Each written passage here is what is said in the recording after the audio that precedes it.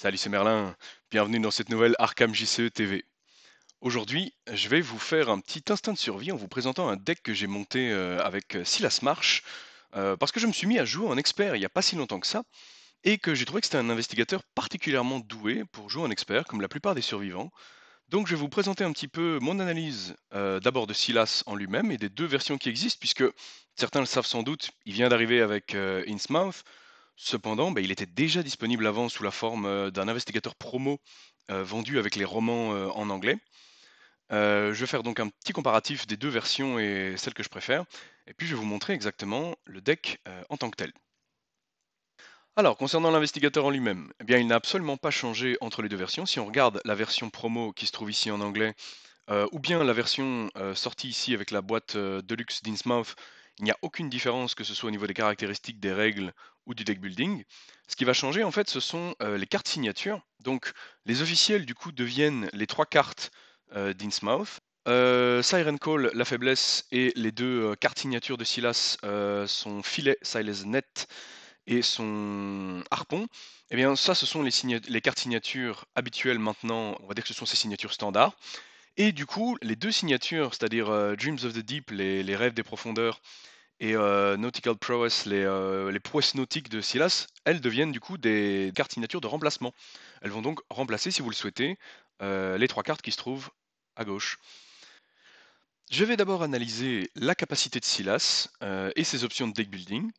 Alors, Silas, c'est un investigateur de la classe des survivants, c'est-à-dire qu'il a accès eh bien, au module habituel des survivants. Donc, on va retrouver là-dedans principalement de la gestion de l'échec, c'est-à-dire comment transformer un échec en quelque chose soit de moins pire, soit de carrément une réussite. On va également avoir tout ce qui est résistance aux dégâts et aux horreurs de façon générale, qui caractérise évidemment les survivants. Au niveau de son profil, 2 de volonté, 2 d'intelligence, 4 de force et 4 d'esquive, ce qui en fait très clairement un gestionnaire d'ennemis.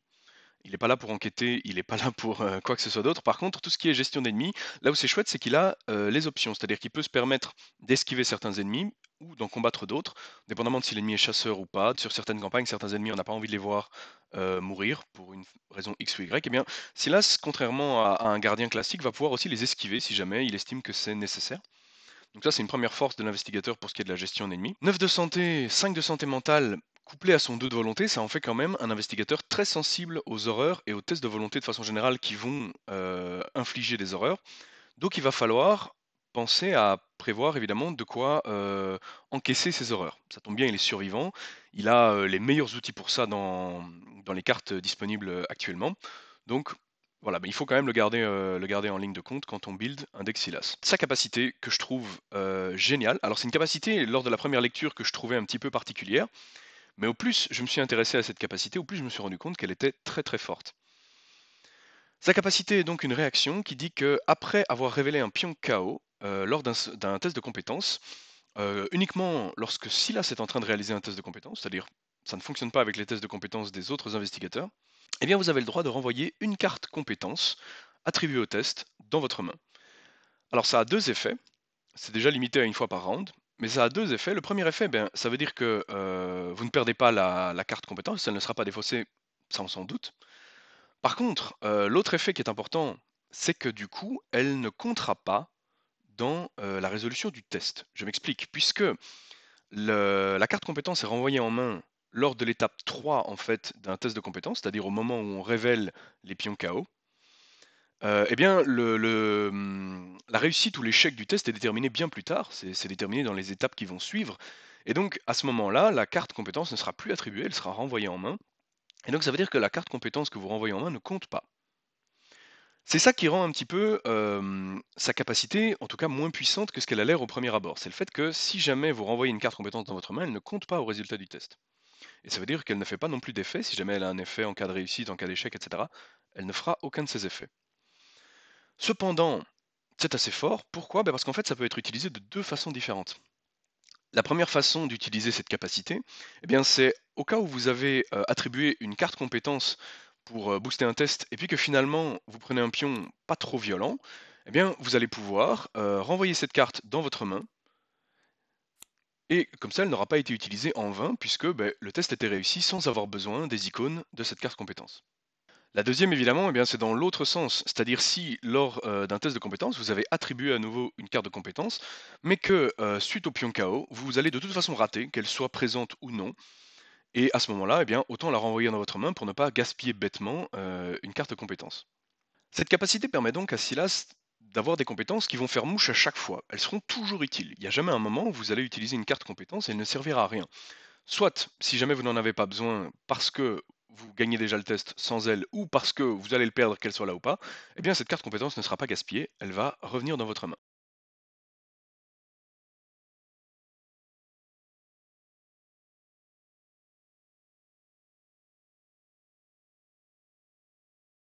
Parlons maintenant de l'Elder Sign de Silas, c'est-à-dire de son signe des anciens. Pour rappel, qu'est-ce que c'est? Eh bien, c'est la capacité quand on va tirer le jeton bleu, le jeton signe des anciens, qui se déclenche et qui est spécifique à chaque investigateur.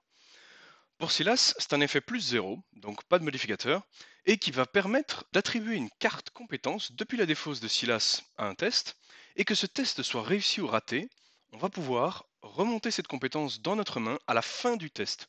Donc c'est pas tout à fait comme sa capacité qui permet de la remonter au moment où on tire le pion KO. Ici, c'est à la fin du test, que le test soit réussi ou raté.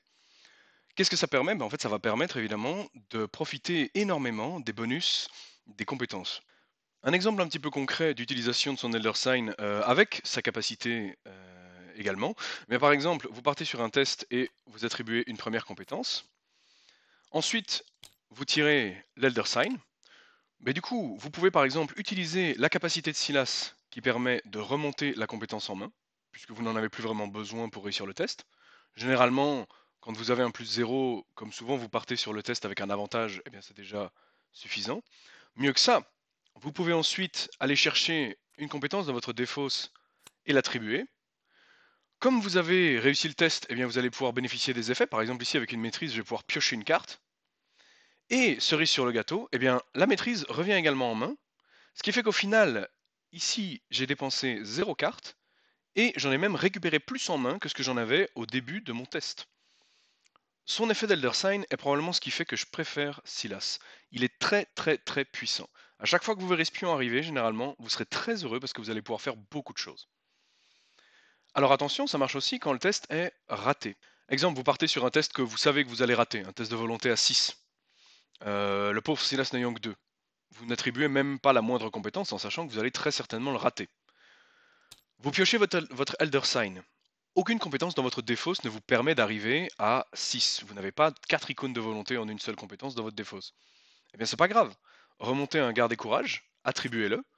Vous allez pouvoir immédiatement gagner 2 cartes et 2 ressources puisque le test sera raté. Et après ça, votre garde et courage reviendra dans votre main. Voici les raisons principales qui me font aimer Silas, principalement son économie sur les compétences. Les compétences permettent d'être efficaces rapidement. Silas est donc en place très très vite. Avec un ou deux soutiens, il est déjà capable de réussir énormément de tests, simplement parce qu'il va pouvoir attribuer des compétences à presque tous ses tests, puisque lorsqu'elles ne sont pas nécessaires, il va les remonter en main, en tout cas une fois par tour, et ça va lui permettre du coup d'être très économe au niveau de ses ressources, à savoir les cartes compétences. Il va pouvoir s'en servir énormément, et donc réussir beaucoup de tests dès le début d'un scénario. Jetons maintenant un coup d'œil aux restrictions de deck building de Silas, et c'est probablement là qu'il pêche le plus. Silas a accès aux cartes survivants de niveau 0 à 5, il a accès aux cartes neutres de niveau 0 à 5, et il a accès aux compétences innées de niveau 0 à 2.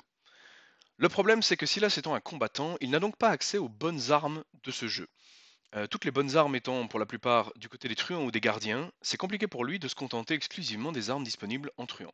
C'est ce qui rend son deck building un petit peu délicat et qui fait qu'on doit parfois se résoudre à échapper à des monstres simplement parce qu'on n'a pas des armes efficaces pour pouvoir les éliminer rapidement. Ce qui va maintenant nous amener à la discussion qui fâche, les cartes signatures de Silas et ses deux versions. Alors, je vais commencer par la version Innsmouth qui vient du coup de sortir.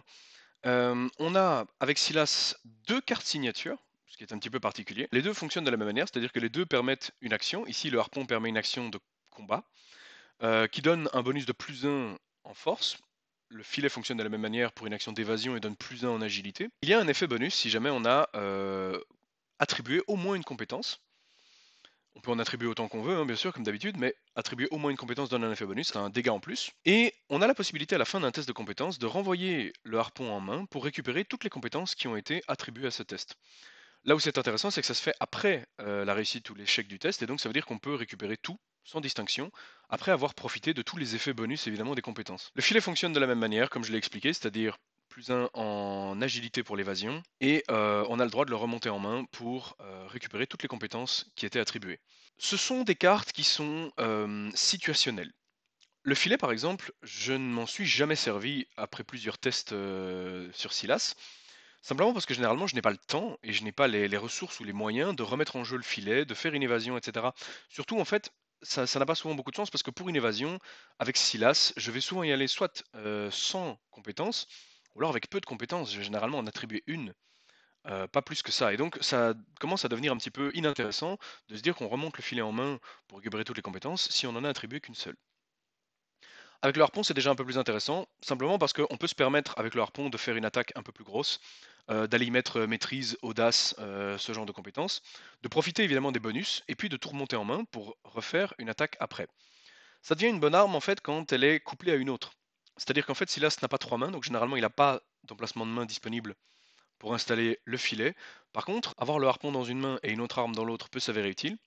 On fait une première attaque avec le harpon, on met pourquoi pas toutes les compétences de sa main pour être sûr que ça passe. Ça va faire un gros carton en termes de gains, c'est-à-dire qu'à la fin du test, on va gagner des cartes, des actions, plein de choses. On remonte le filet en main ainsi que toutes les cartes compétences, et puis on va pouvoir réattaquer immédiatement avec l'autre arme qu'on a en main, l'arme principale, en remettant de nouveau les compétences qu'on a déjà utilisées un instant plus tôt, qui vont nous redonner les bonus en cas de réussite pour la pioche et le reste.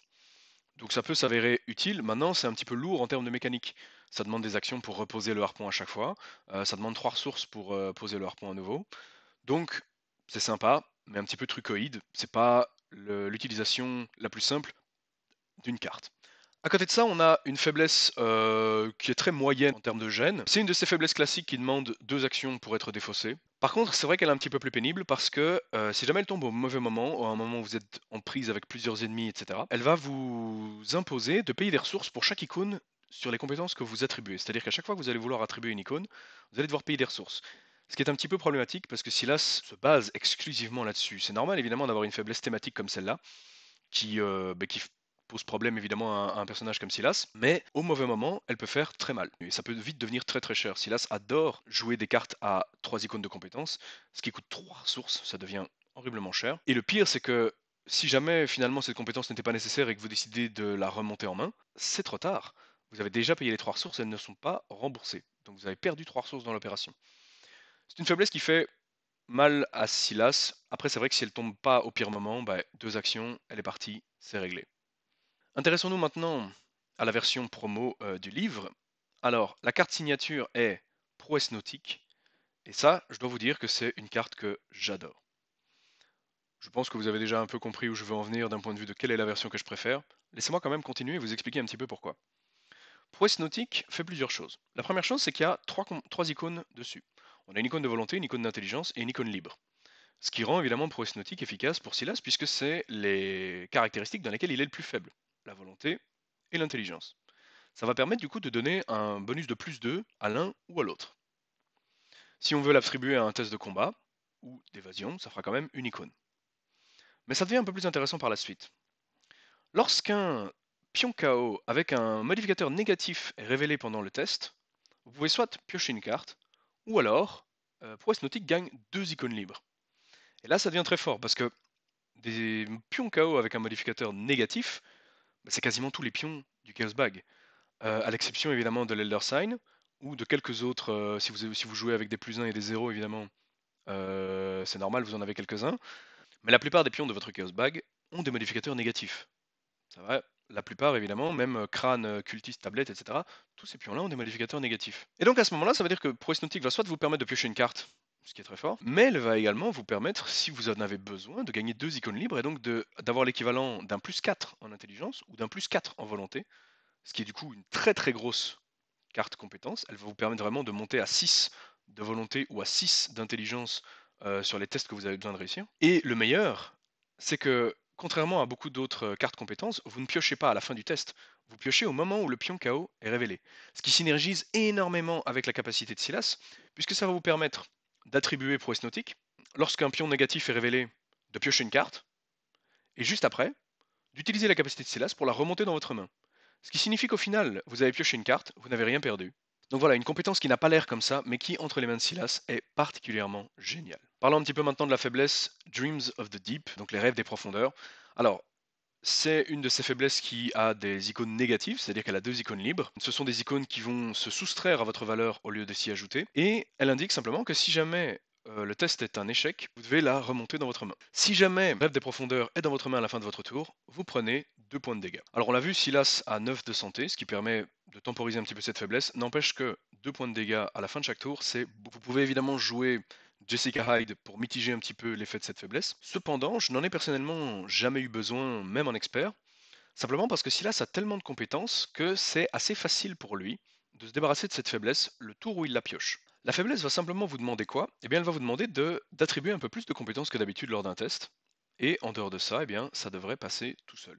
Sachant qu'en plus, vous n'êtes pas obligé de l'attribuer. Donc si vous êtes sur un test vraiment crucial que vous ne pouvez pas vous permettre de rater, vous n'êtes pas obligé d'attribuer cette compétence. Vous pouvez la garder en main et attendre le moment fatidique pour prendre vos 2 points de dégâts. Mais surtout, ça reste une compétence. Silas a le droit de la remonter en main si jamais elle est trop pénalisante.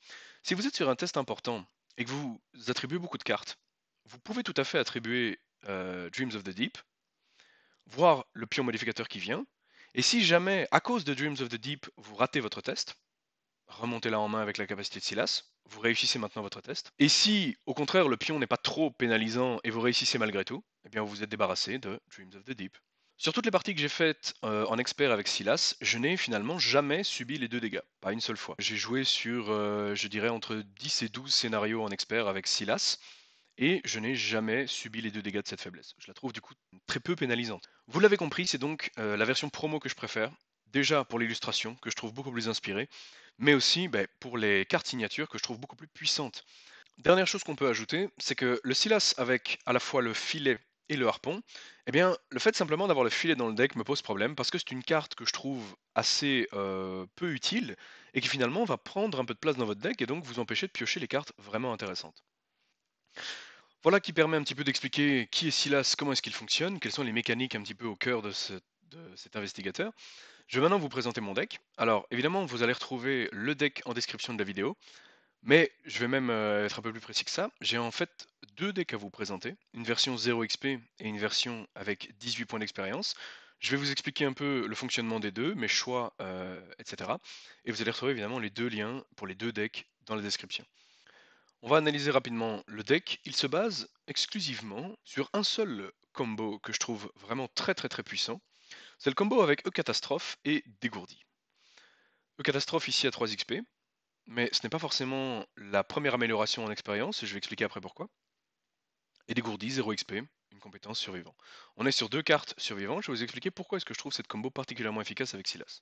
Voici ma situation initiale, Silas avec 5 cartes en main. Vous voyez que dégourdi est déjà dans ma pile de défausse juste ici.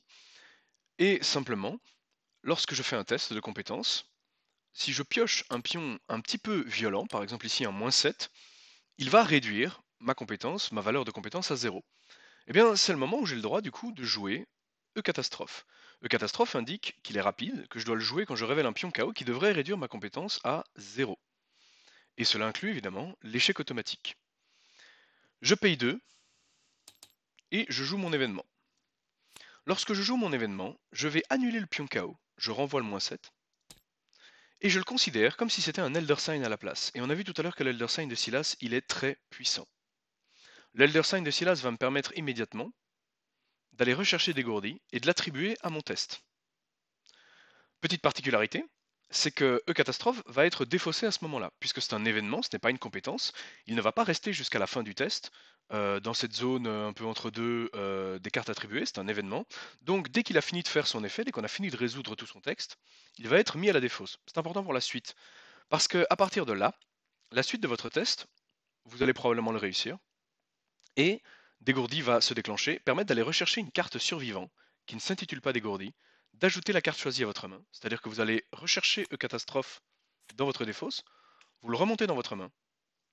Et ensuite, je rappelle que l'effet de l'Elder Sign de Silas permet aussi de remonter la compétence en main. Je reprends donc Dégourdi dans ma main. Qu'est-ce qui vient de se passer en fait par rapport à ma situation initiale? D'abord, j'ai réussi un test malgré un pion -7. Ça, c'est une bonne chose. Ensuite, je n'ai pas perdu mon nœud catastrophe. J'ai payé simplement 2 ressources pour le jouer. Vous voyez que j'ai 2 ressources de moins. Et j'ai récupéré des gourdis de ma défausse dans ma main. En fait, E-Catastrophe permet de générer des Elder Sign pour Silas. Et son Elder Sign est tellement fort que ça rend les choses vraiment faciles, même en expert.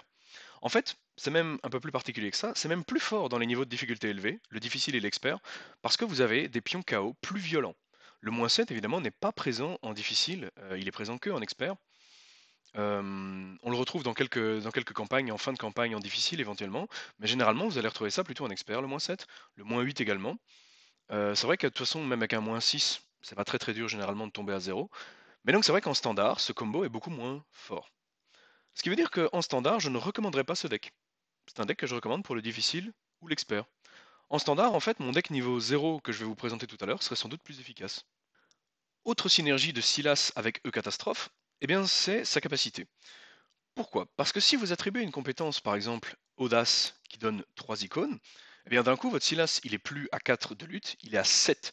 Il y a très peu de pions qui vont vous réduire à une valeur de 0, donc très peu de chances finalement de pouvoir jouer votre catastrophe. Du coup, on a l'impression que ce serait peut-être même mieux de ne pas attribuer de cartes pour qu'il y ait plus de chances finalement que les pions nous réduisent à 0 pour pouvoir jouer E-catastrophe.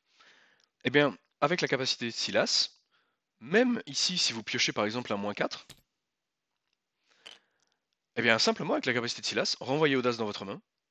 Maintenant, le pion KO vous réduit à 0. Vous pouvez jouer le catastrophe. Dans ce cas de figure, par exemple, si la capacité de Silas est encore disponible, que vous ne l'avez pas encore utilisée, eh bien, face à un test de lutte de 4, par exemple, vous allez réussir sur l'entièreté des pions du Chaos Bag. Pourquoi? Eh bien, parce que vous attribuez par exemple Audace. Si vous prenez un pion -1, -2 ou -3, vous réussissez puisque votre valeur de compétence est suffisante. Et si vous prenez un pion -4, c'est-à-dire que vous échouez, puisque vous passez 7-4 à une valeur de 3 contre 4, vous utilisez la capacité de Silas, vous renvoyez Audace en main et vous pouvez jouer E-Catastrophe, sachant que Catastrophe ne sera pas perdu, vous avez réellement 100% de chance de réussite, puisque même l'échec automatique, eh bien, vous pouvez l'annuler avec E-Catastrophe. Vous avez 100% de réussite. De la même manière, ça synergise extrêmement bien avec chanceux, chanceux niveau 0, chanceux niveau 2 ou chanceux niveau 3. Ça synergise très bien avec parce que Chanceux va vous permettre de réussir certains tests si les modificateurs ne sont pas trop violents. Et à l'inverse, si le modificateur est trop puissant pour vous, eh bien vous allez pouvoir simplement jouer aux catastrophes et réussir. Une particularité de ce combo par contre, c'est qu'il ne fonctionne pas avec la volonté. C'est-à-dire qu'il fonctionne en tout cas différemment avec la volonté. On l'a vu, mais Dégourdi a des icônes d'intelligence, de force et d'agilité, ce qui signifie que si jamais vous êtes lors d'un test de volonté et qu'un modificateur réduit votre valeur à 0, vous ne pouvez pas jouer E-Catastrophe pour attribuer Dégourdi depuis votre défausse, puisque il n'a pas les bonnes icônes. Vous allez devoir aller chercher autre chose. Dans un Dexilas, ce n'est pas forcément dramatique de jouer E-Catastrophe sans pour autant aller chercher Dégourdi. Vous pourriez aller chercher une compétence avec des icônes de volonté pour réussir malgré tout un test de volonté, ce qui signifie que E-Catastrophe sera perdu. Mais pourquoi est-ce que ce n'est pas trop grave? Simplement parce que la prochaine fois que vous ferez naturellement un Adler Sign, c'est-à-dire la prochaine fois que vous le piocherez sans avoir besoin d'un E-Catastrophe pour le générer, eh bien il suffira d'aller chercher des gourdis, de le jouer, de l'attribuer et d'aller récupérer votre catastrophe. Mais aussi parce que Silas c'est très fort avec des gourdis. Comme vous allez très certainement jouer deux dégourdis dans votre deck, pour peu que vous n'ayez pas les deux en défausse à ce moment-là, eh bien il y en a bien un qui va vous permettre d'aller rechercher votre E-Catastrophe. C'est-à-dire que vous allez pouvoir jouer dégourdi sur un test de compétence que vous pensez avoir de grandes chances de réussir. Si jamais vous ne réussissez pas parce que vous prenez un pion trop violent pour vous, eh bien c'est pas grave, utilisez la capacité de Silas pour récupérer dégourdi et ne l'attribuez plus jusqu'à ce que vous ayez de nouveau la capacité de Silas disponible. La capacité de Silas est vraiment un filet de sécurité qui vous permet de dire j'attribue dégourdi dans l'optique d'aller récupérer mon catastrophe qui est dans ma défausse, et si jamais ça ne va pas, eh bien c'est pas grave, je remonte dégourdi dans ma main et je trouverai une autre opportunité pour jouer dégourdi, récupérer mon catastrophe et pouvoir recommencer mon combo. De la même manière, si vous avez deux catastrophes, eh bien vous allez pouvoir du coup récupérer un dégourdi via un catastrophe qui va vous permettre d'aller récupérer votre deuxième. Petite démonstration avec deux catastrophes en main. Regardez un petit peu. Avec ici Silas, j'ai deux fois catastrophe. Je fais un premier test. Échec automatique, je paye 2. Je vais jouer mon premier Eucatastrophe et je ne vais pas aller chercher dégourdi. Pourquoi? Parce que j'ai un deuxième Eucatastrophe ici qui va me permettre d'abuser un petit peu de la mécanique. Qu'est-ce que je vais faire? Je vais plutôt aller chercher, par exemple, hop, une détermination qui va me permettre de réussir, si c'est un test de volonté, je vais peut-être pouvoir le réussir grâce à ça, grâce aux 3 icônes de volonté, je vais peut-être pouvoir le réussir malgré tout. Mon premier Eucatastrophe va être défaussé. Détermination va remonter dans ma main. Test suivant. Je fais cette fois-ci non pas un test de volonté, mais un test de combat par exemple.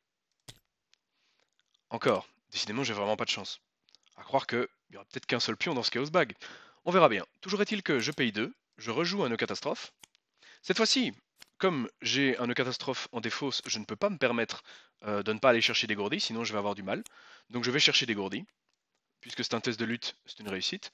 Je remonte le premier nœud catastrophe, et comme je récupère mon premier dégourdi, je peux maintenant, lors d'un prochain test, jouer dégourdi, espérer ne pas encore retomber sur ce vilain pion, et ce dégourdi va aller dans ma défausse, ce qui m'arrange puisque j'ai besoin qu'il soit dans ma défausse pour le combo avec le catastrophe.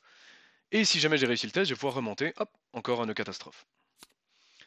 Comme vous le voyez, en fait, Silas tourne en circuit fermé. Je vais sans cesse remonter et redescendre dégourdi depuis ma main et ma défausse, et faire la même chose avec E-Catastrophe pendant tout le scénario. Voilà pour l'explication du combo E-Catastrophe avec Silas, que je trouve particulièrement puissante. C'est un combo qui fonctionne également avec Yorick, mais je le trouve un petit peu moins fort, j'expliquerai peut-être dans une autre vidéo pourquoi. Mais revenons à mon deck. Pour pouvoir faire tourner ce combo, vous l'avez vu, il faut beaucoup de ressources. E-Catastrophe coûte 2 ressources à chaque fois. C'est pour ça qu'on a ici les meilleurs outils de génération de ressources vis-à-vis des survivants. Je parle bien sûr de Partir Perdant, qui va vous permettre à chaque test d'augmenter la difficulté de 2 pour gagner éventuellement 2 ressources, ou piocher une carte. Et également un combo avec Garder Courage, qui est à nouveau très fort sur Silas, puisque si jamais il réussit le test, admettons par chance, eh bien il peut récupérer Garder Courage en main, et donc ne pas la perdre. Mais surtout, on l'a vu, c'est aussi très pratique quand on pioche un Elder Sign sur un test qu'on n'était pas préparé à réussir. Eh bien on peut comme ça récupérer des cartes, des ressources, et reprendre Garder Courage en main. Mais le plus intéressant, c'est de jouer ça avec Essayer et Réessayer. C'est une carte qu'on voit peu finalement, mais que je trouve très très forte sur Silas. Alors ici c'est la version 1XP, mais c'est encore meilleur évidemment avec la version 3XP qui n'a pas de charge, c'est-à-dire qui n'a pas de tentative et qui peut être utilisée indéfiniment. Essayer et réessayer permet quand on rate un test de récupérer une compétence en main. C'est très fort sur Silas parce que ça permet d'économiser sa superbe capacité, mais surtout, on récupère la compétence après avoir échoué au test. Pourquoi est-ce que c'est intéressant? Eh bien parce que ça permet de jouer un garder courage, de rater le test, donc de gagner 2 ressources et 2 cartes, et puis d'utiliser une charge d'essayer et réessayer, de l'incliner, et de reprendre, garder courage en main pour recommencer au tour suivant. Petite démonstration de comment faire tourner l'économie avec Silas, de façon assez simple et efficace. Vous avez en jeu partir perdant, vous avez en jeu essayer et réessayer, vous avez en main garder courage, et bien vous avez tout ce qu'il faut pour pouvoir gérer votre économie assez facilement. Démonstration, je dépense une action de mon tour, quelle qu'elle soit, en sachant que je vais la rater. Donc ça peut être soit une enquête dans votre lieu, si là c'est très mauvais en enquête, donc vous vous assurez de rater sur quasiment tous les coups. Ou bien vous pouvez tenter une esquive ou bien un test de lutte si jamais vous êtes engagé avec un ennemi et que vous avez besoin de ressources immédiatement. Comment s'assurer qu'il rate? Eh bien grâce à partir perdant. Partir perdant va augmenter de 2 la difficulté, donc va vous mettre dans une situation où seuls quelques pions vous feront réussir. Vous inclinez partir perdant, vous prenez immédiatement 2 ressources. Vous attribuez garder courage. Vous prenez votre pion KO. Vous ratez. Parfait. De toute façon, je pense que, comme je l'ai dit, avec une difficulté à plus 2, la plupart des pions vous aurez fait rater. Comme vous avez raté, garder courage vous permet de reprendre immédiatement 2 ressources et 2 cartes. Et en plus de ça, vous payez simplement une ressource de votre essayer et réessayer, vous l'inclinez, vous récupérez garder courage en main, et vous pouvez recommencer au prochain tour. Je viens en une seule action de gagner 4 ressources et 2 cartes. Maintenant, imaginez la même situation, mais par exemple avec 2 partir perdants en jeu, qui me permettent de gagner 6 ressources en une seule action, et de le faire à tous les tours, sans exception. Avec évidemment la limite de essayer et réessayer, qui vous permettra de le faire seulement 3 fois avec la version NXP, mais on l'a dit, la version 3XP permet de le faire de façon infinie, en tout cas à tous les tours. J'ai tendance à trouver qu'avec 3 charges, vous avez déjà de quoi vraiment abuser en termes de ressources et de pioches, ce qui sur Silas devrait suffire. Et ça permet du coup à Silas d'être un très bon piocheur, d'abord, pour commencer. Vous ferez très souvent le tour du deck, vous allez faire le tour de votre deck sur quasiment tous les scénarios, parce que entre cet effet de pioche-là et tous les effets de pioche de toutes vos compétences, audace, maîtrise, etc., eh bien vous allez vraiment piocher beaucoup. Mais vous allez aussi pouvoir générer beaucoup de ressources et très vite, c'est-à-dire que vous allez rapidement mettre la main sur partir perdant, voire essayer et réessayer. Et donc régulièrement, ça m'est arrivé de garder des mains dans lesquelles je n'avais pas d'armes et pas vraiment grand-chose, mais dans laquelle j'avais essayé, réessayé et garder courage. Avec ces deux-là en main, j'étais sûr de pouvoir rapidement mettre mon deck en place, simplement parce que avec une action par tour, j'allais pouvoir piocher de cartes, gagner de ressources et donc avoir tout ce qu'il me faut très très vite. Si en plus de ça vous avez un partir perdant, ça peut aller du coup encore plus vite, puisque partir perdant peut aussi être utilisé pour de la pioche, et donc pour aller chercher très vite dans votre deck les outils dont vous avez besoin. Voilà comment faire tourner l'économie du deck Silas. Il a besoin de beaucoup de ressources puisqu'il va abuser de E-Catastrophe. Heureusement, le reste du deck est assez peu cher, puisque Silas joue énormément de compétences, et que les compétences, eh bien c'est gratuit. On va maintenant parler du reste du deck. Alors, on va le faire dans l'ordre. Au niveau des armes, le problème de Silas, on l'a dit, c'est qu'il n'a pas accès à de très bonnes armes. En survivant, je trouve que les bonnes armes se font rares. Donc, je lui ai mis deux fois le Fondor Vétus, qui est une carte neutre, et qui est probablement la meilleure arme à laquelle il a accès. Très cher en XP, très cher en ressources. Vous ne commencerez évidemment pas avec cette arme, mais ça permet de faire des tests de combat efficaces. Plus de en force, plus d'un dégât tout le temps. C'est tout ce dont il a besoin. Silas n'a pas besoin d'un plus gros bonus en force. Avec ses 4 de base et le plus 2 du fondoir, il sera à 6. Il a accès à énormément de compétences pour des plus 2, des plus 3, et donc pour pouvoir facilement monter à 8 ou 9 de force pour chacun de ses tests. Et ça ne lui posera vraiment aucun problème vu la pioche du personnage. L'âge d'incendie, c'est l'arme de en attendant. Ce n'est pas une très bonne arme, mais c'est une arme qui synergise très très bien avec partir perdant, puisque vous pouvez incliner partir perdant, augmenter la difficulté de 2. Vous gagnez immédiatement 2 ressources. Ces 2 ressources, si vous les utilisez sur la hache, eh bien vous venez de gagner un plus 4. Faites le calcul, vous avez augmenté de la difficulté de 2, vous avez gagné un plus 4 en force, vous avez donc techniquement gagné plus 2 par rapport au test. Et ça, gratuitement, juste en inclinant partir perdant. Donc c'est une arme qui se débrouille en début de scénario, qui ne coûte pas cher, donc vous n'aurez aucun scrupule à jouer en début de scénario, puisque elle ne va pas vraiment vous handicaper pour la suite. Et si jamais vous avez déjà le fond d'or, eh bien ça fera une icône de force, et elle partira à la défausse. Peter, pour la gestion des horreurs, comme je l'ai expliqué, Silas a besoin d'éponge à horreur. Peter est un excellent exemple.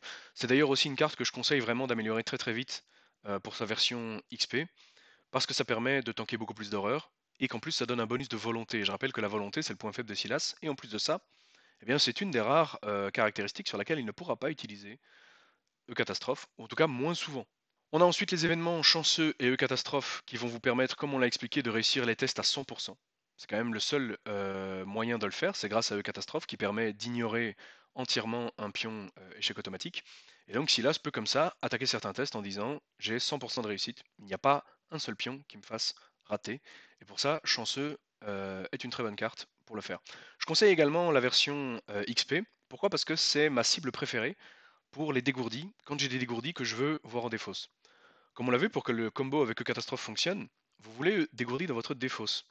Et très souvent, vous allez devoir le jouer sur un test pour pouvoir l'avoir dans votre défausse, parce que vous avez le catastrophe en main et que vous vous préparez à faire votre combo. Et que dégourdi va remonter en main systématiquement dès que vous allez jouer un nœud catastrophe. Eh bien, Chanceux est une excellente cible à dégourdi. La version améliorée en fait à 3 XP permet plusieurs choses. La première du coup c'est que ça coûte 0, donc ça ne fait pas perdre de ressources vis-à-vis du combo catastrophe. Et c'est un bonus énorme, c'est un bonus de plus 3.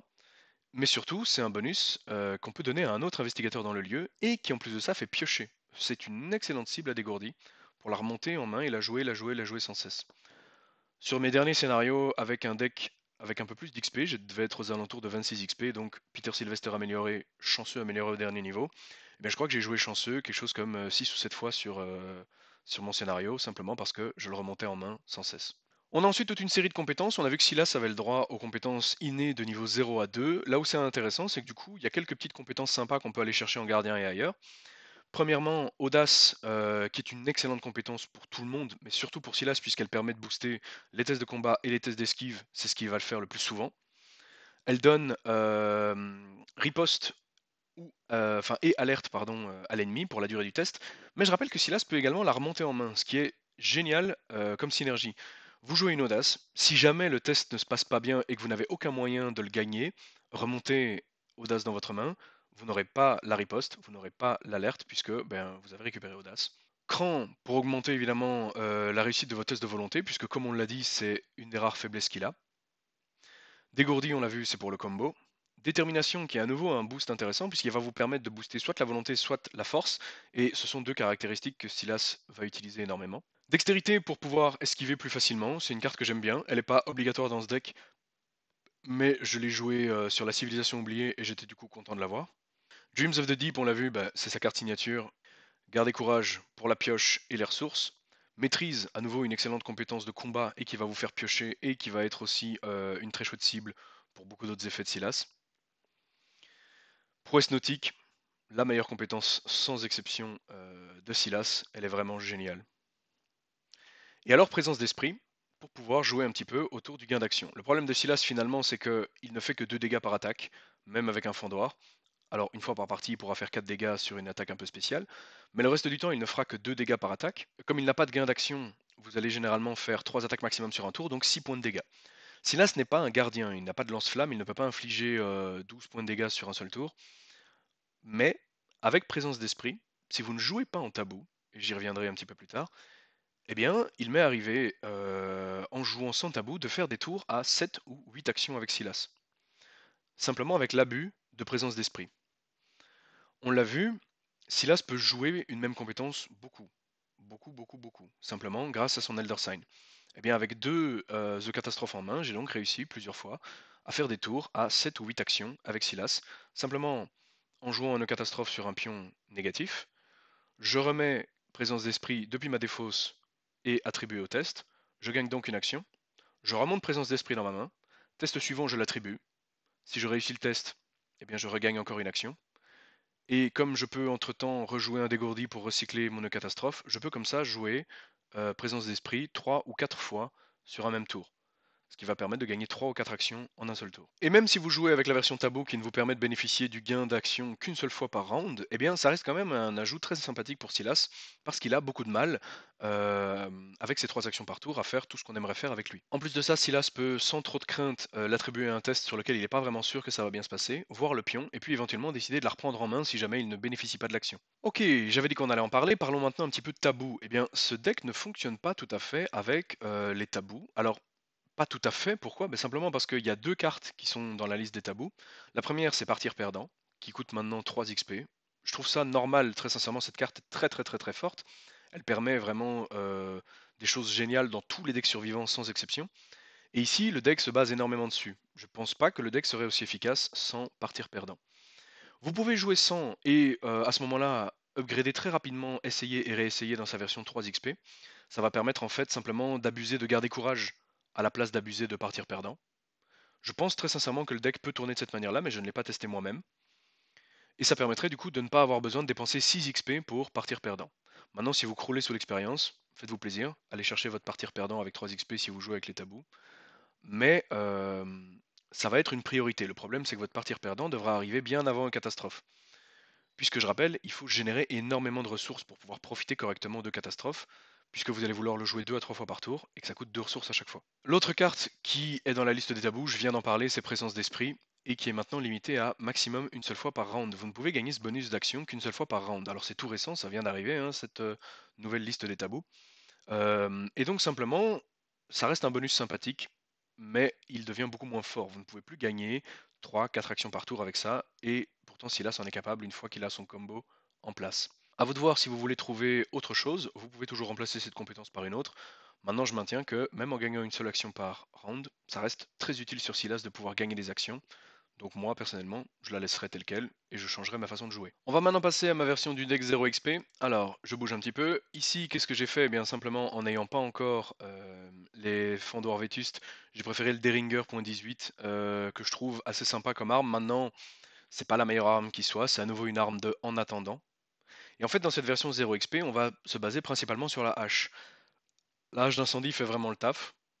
En tout cas, au niveau 0 quand les ennemis ne sont pas trop puissants. J'ai rajouté un précieux souvenir, en tout cas en début de campagne, parce que comme vous ne pouvez pas toujours réussir les tests que vous voulez, vous n'avez pas eu catastrophe, vous n'avez pas encore les chanceux améliorés, donc les tests de volonté peuvent poser problème. Un précieux souvenir permet assez facilement d'encaisser de l'horreur à votre place. Vous avez toujours le Peter Sylvester niveau 0. Cependant, dans une optique d'un deck niveau 0, je trouve que c'est meilleur de commencer avec Madame Labranche. Une Madame Labranche à la place permet en fait simplement d'abuser un petit peu de la hache d'incendie. Pour ceux qui ne connaissent pas le combo, eh bien, vous pouvez du coup mettre un coup de hache d'incendie en payant la ressource que vous avez gagnée à la fin du tour précédent. Et puis incliner Madame Labranche puisque vous n'avez plus de ressources pour regagner une ressource, la redépenser, refaire une attaque avec à nouveau un plus 2. Et à chaque fois, comme vous n'avez pas de ressources, eh bien, vos attaques infligent 2 dégâts. Et les plus observateurs ont déjà vu, juste en dessous, cacher son jeu, eh bien, qui marche très très bien avec la hache d'incendie, qui marche très très bien avec Madame Labranche. C'est pour ça que je trouve qu'au niveau 0, Madame Labranche à la place de Peter fonctionne très bien.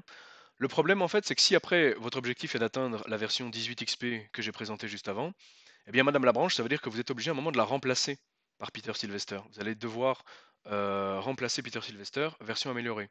Autre possibilité que vous pourriez faire, c'est utiliser à la place du précieux souvenir Peter et Madame Labranche. Donc vous avez précieux souvenir et Peter qui deviennent Madame Labranche et Peter, qui permettent du coup, en tout cas au niveau 0, de préférer Madame Labranche qui sera plus efficace. Votre Peter va tanker un petit peu d'horreur et puis disparaître au profit d'une Madame Labranche si vous en avez la possibilité, puisqu'elle va booster vos attaques de hache d'incendie. Vous avez Partir Perdant qui est là aussi, lui aussi exceptionnel avec la hache d'incendie, on l'a déjà vu, puisqu'il va en fait simplement en s'inclinant donner de ressources qui permettent de donner un plus 4 avec la hache. Et du coup pour les mêmes raisons j'ai mis le chanceux niveau 0, à nouveau parce que j'en ai besoin dans ma version 18 XP, mais avec un deck basé sur l'idée d'avoir 0 ressources, donc c'est-à-dire cacher son jeu, hache d'incendie et Madame la Branche, vous allez préférer évidemment apprendre de ses erreurs, qui fonctionnent un petit peu de la même manière, c'est-à-dire qui va vous permettre de refaire un test raté avec un plus 2. Donc ça ne fonctionne pas évidemment pour les tests qui ont des conséquences néfastes en cas d'échec, mais l'avantage d'apprendre de ses erreurs, c'est qu'il est de niveau 0. Mais à nouveau, si le but est d'obtenir la version 18 XP le plus rapidement possible, eh bien, mieux vaut avoir le chanceux niveau 0 dans son deck, quitte à ne pas l'utiliser au tout cas au début, mais de s'en servir plus tard, c'est-à-dire quand le deck va passer d'un deck 0 ressources à un deck qui en génère énormément dans l'optique de jouer aux catastrophes le plus souvent possible. Sinon, chanceux, même dans un deck à 0 ressources, fonctionne assez bien. Généralement, vous prenez votre ressource à la fin du tour, et si jamais, lors de la phase du mythe, vous avez un test sur une traîtrise qui est assez violent, ça veut dire que vous avez une ressource, c'est pile ce qu'il vous faut pour jouer votre chanceux, qui va vous donner un plus 2, et votre cacher son jeu va du coup vous donner immédiatement le bonus, donc en fait ça fera l'équivalent d'un plus 3. C'est-à-dire vous allez jouer votre chanceux, vous allez passer à 0 ressources, donc cacher son jeu va se déclencher, et vous allez au final bénéficier d'un plus 3. Et si jamais votre carte traîtrise n'est pas un test, mais plutôt la carte rencontre est un ennemi, eh bien vous avez déjà une ressource pour commencer à mettre un premier coup de hache qui sera plutôt efficace. On parle au niveau 0 d'un Silas qui va attaquer avec une force 7 à la hache, puisqu'il démarre à 4. Généralement, vous allez toujours au moins avoir une ressource pour votre hache, plus le bonus de cacher son jeu. On est donc bien à un total de 7 pour la première attaque. Deuxième attaque, soit à 5, c'est-à-dire uniquement avec le bonus de cacher son jeu, soit si vous avez Madame la Branche, vous l'inclinez, vous refaites une attaque à 7, et éventuellement, si vous avez déjà un partir perdant en jeu, même chose, vous pouvez l'incliner pour refaire encore une attaque à 7. Donc Silas, niveau 0, est capable d'attaquer 3 fois avec force 7, sans dépenser la moindre compétence, et en ayant 2 dégâts à chaque attaque, ce qui est déjà exceptionnel pour un combattant de niveau 0. Le reste de la liste est exactement identique, je n'ai quasiment rien changé comme vous pouvez le voir. Je trouve du coup la version avec Madame Labranche meilleure, et éventuellement à cacher son jeu en standard. Puisque là, vous n'allez pas vraiment faire un deck basé sur Catastrophe, puisque Catastrophe en fait est bien plus efficace en difficile et en expert. Si vous jouez en standard, je vous conseille de jouer Silas avec cette version cacher son jeu 0 ressources, et utiliser votre expérience pour améliorer vos compétences. Silas a accès à Cran amélioré maintenant, celui qui est sorti avec le pack de Jacqueline Fine. Il a également accès à dextérité améliorée, qui sont des compétences innées. Ce qui va lui manquer évidemment, c'est maîtrise améliorée. Mais n'hésitez pas à aller chercher des très très bonnes compétences à point d'expérience qui vont prendre la place de tout ceci. Prenez également le chanceux niveau 3 qui marche très très très très bien dans un deck 0 ressources. Il y a vraiment moyen de faire un deck Silas cacher son jeu très efficace et très puissant. Mais je conseille peut-être soit un Peter Sylvester, soit des précieux souvenirs que vous pouvez éventuellement récupérer avec des gourdis pour tanker les horreurs un maximum, puisque Silas est quand même assez sensible à ce niveau-là. Voilà, c'est tout pour mon deck Silas. Je l'ai joué sur plusieurs scénarios indépendants difficiles d'abord pour le tester, le peaufiner, l'améliorer un petit peu. Après plusieurs tests, ce que j'ai fini par faire, eh bien, c'est le jouer sur la civilisation oubliée. J'ai trouvé que Silas était particulièrement adapté à cette campagne, d'abord parce qu'elle met un petit peu moins d'horreur, elle demande un peu moins de tests de volonté que d'habitude. Également parce que bien, il faut pouvoir esquiver certains ennemis et Silas reste quand même très doué pour le faire. Entre audace et dextérité, il a comme ça les outils pour esquiver quand il y a besoin et il est tout à fait capable de tuer également quand il y en a besoin. J'ai réussi à gagner la campagne en expert, c'était ma première victoire sur une campagne en expert, avec Philippe Lang qui m'a bien aidé sur le coup. On a joué double survivant, Wendy et Silas, et on a comme ça réussi la campagne. On a le scénario 8, c'est vraiment le moment où Silas a pu montrer de quoi il était capable. Maintenant, c'est vrai que il n'a pas démérité dans les premiers scénarios. C'est vrai qu'il y a eu un petit creux au milieu, c'est-à-dire au moment de la transition, le moment où le deck Silas switch d'un deck 0 XP à un deck qui se base sur les ressources pour passer vraiment au fait de jouer aux catastrophes en boucle. Et en fait, ce changement s'est fait dans les environs du scénario 5 parce que le scénario 4 a été un carnage total. Sinon, je pense que j'aurais pu déjà changer de style avant ça. C'est-à-dire que les trois premiers scénarios se sont vraiment faits avec l'âge d'incendie, avec zéro ressource la plupart du temps, et l'arrivée juste après du fondoir, qui est vraiment la première amélioration que je fais dans ce deck, parce que si là ça a besoin d'armes fiables dès le début. Et ensuite, eh bien, le switch s'est opéré donc sur la suite des scénarios. Quand l'XP l'a permis, je me suis retrouvé avec la version 18 XP vers le scénario 6. Et les scénarios 7 et 8 ont été des versions encore améliorées avec Chanceux dernier niveau, Peter Sylvester amélioré, ce genre de choses, qui sont aussi les petits bonus que je conseille une fois que vous avez dépassé le stade des 18 XP. Voilà, eh bien le format Instant Survie, c'est un format que j'aime beaucoup, je pense que je vais en refaire. Petit bonus dans un instant, et eh bien, j'espère que la vidéo vous a plu. Et n'hésitez pas à me le faire savoir si vous avez des pistes d'amélioration.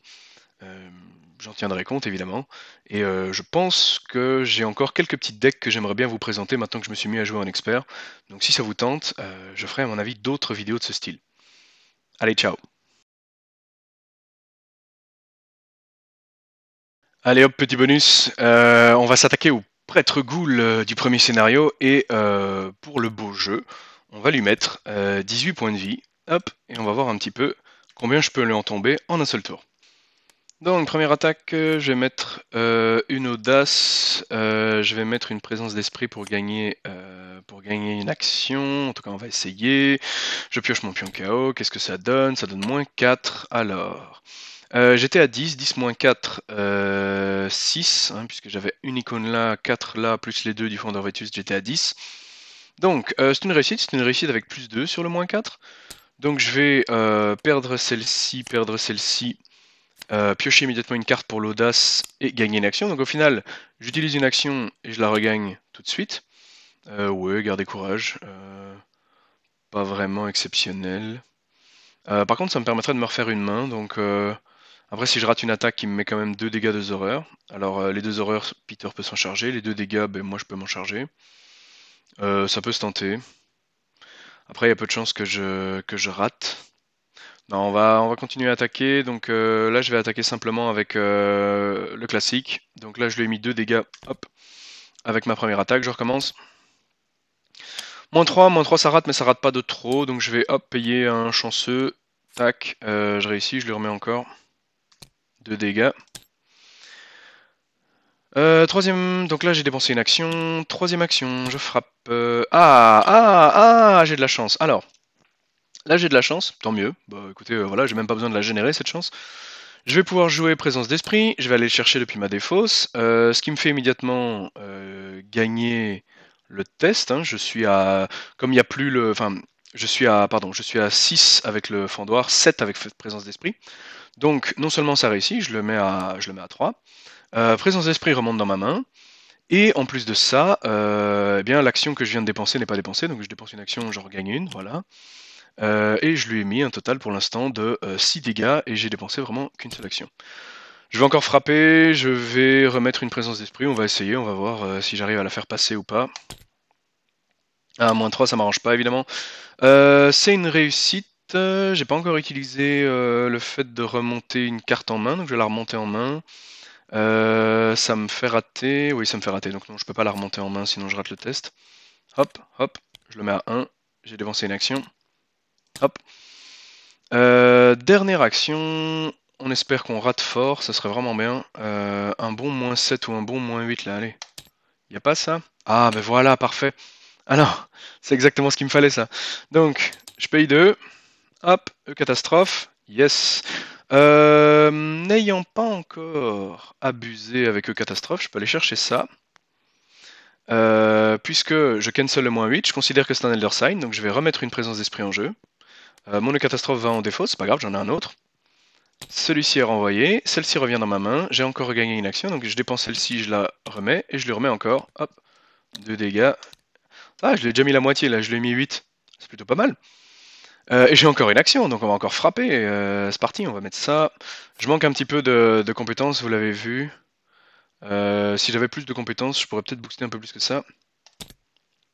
Ah, 0. Ah, bah 0 ça va, 0 c'est bien ça. Il y en a qu'un seul dans le Chaos Bag, hein. J'ai mis un Chaos Bag expert.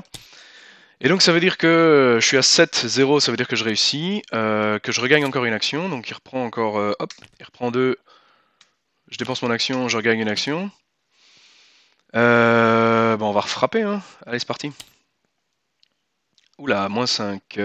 -5, c'est un échec, et c'est un échec contre lequel je ne peux finalement rien faire. Il fallait bien que ça finisse par arriver un petit peu, hein. Puisque je suis à 6, hein, 6 de force, le -5 me met à 1 et donc je ne peux pas jouer mon catastrophe restant. Alors ici évidemment c'est parce que de nouveau j'ai plus de compétences. Avec plus de compétences en main, je pense que j'aurais pu faire encore mieux. Mais ça va, je lui ai mis 10 dégâts en un tour. Je suis assez content de moi. Peter prend les 2 horreurs, hop, moi je prends les 2 dégâts et j'ai fini mon tour. Voilà, c'était une petite démonstration de Silas pour vous montrer les abus qu'il y a moyen de faire avec présence d'esprit quand on joue sans tabou. Évidemment, avec Tabou, c'est pas la même, hein. Mais ça, c'est le genre de truc que vous pouvez faire et refaire de tour en tour, hein. Allez, fin du bonus.